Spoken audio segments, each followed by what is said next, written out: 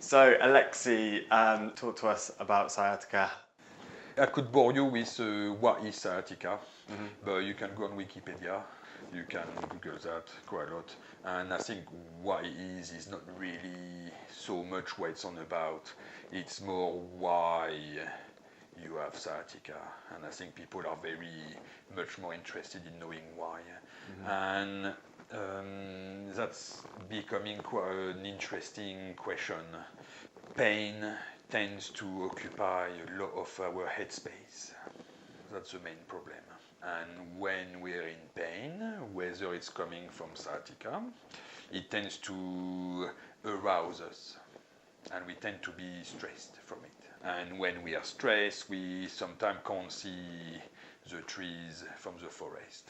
And a lot of the time, sciatica prevents us from putting one foot in front of the other.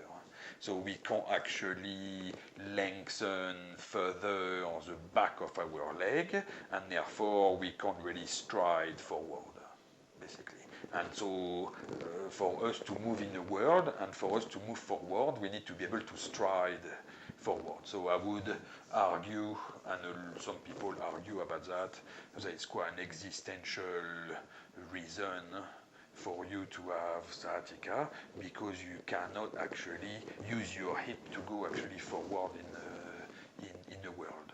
I believe, I feel that sciatica and people presenting themselves to me with sciatica tend to have a quite fair emotional baggage, which is to do with a existential problem.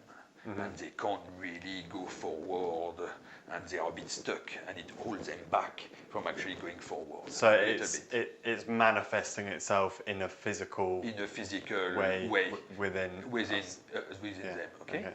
And people tend to think, oh well, it's really tight in the back of my leg, and therefore I need to stretch it because it's too short. When actually it's too long. You need to actually stretch the front of your leg, not the back. And that's really going back to what sciatica is, and usually, if we could summarize the whole thing, it's an eccentric load onto your sciatic nerve, or the associated structures. What do you mean by eccentric load? Eccentric load, so it's the lengthening of the structure. Okay, yeah. Eccentric load, compared to a concentric load, which would be a compression of the structure. Yeah. So if someone's struggling from sciatica, you said that there's physical aspects of it, where someone thinks that they should stretch what they feel is tight, and that might not be the right thing to do. And then there's mental side things. The central modulation part of it. What's your advice for someone who is struggling from sciatica? Where do they go? What do they do for some release from the pain or from the feelings of sciatica? Well, they can, and how do they fix it? They can watch online one of our courses about pain, so they understand a bit our model of thinking about pain, and after there's other courses about how to work it, and we run through the whole cutaneous part of it, the ectoderm, the mesoderm part of it, and the muscle and the joint, and how to mobilize it, and to which one to stretch, and the organ part of it, the endoderm part of things for the peripheral modulation. And we talk about the framework of the human givens, the beautiful and really all-encompassing framework of the human givens, to be able to go through the list of needs and to try to isolate the one which is the most pressing to address at this stage.